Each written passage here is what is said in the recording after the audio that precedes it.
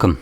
In front of me is an INFINIX Hot 60i, and today I'll show you how you can insert SIM and SD card into this device.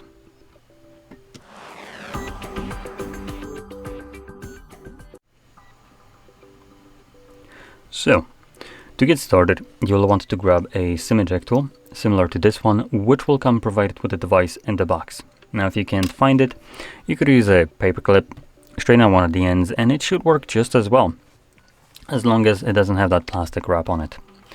Next, once you have either one of those, you can pop out the tray, which is located on the top left side of the phone.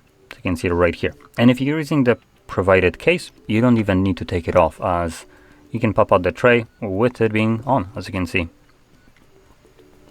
So there we go. You want to push that pin in,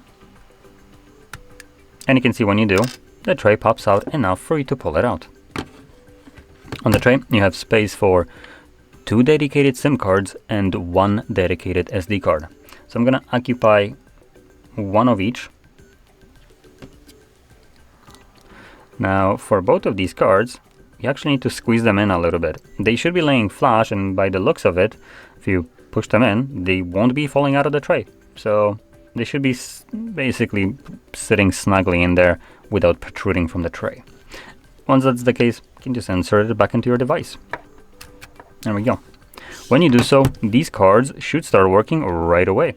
Hence why it's prompting me to confirm my SIM card pin. So I'm going to do that right now. And SIM card is working, and we usually should get some kind of notification about SD card. And there we go. Samsung SD card, so it's working as well.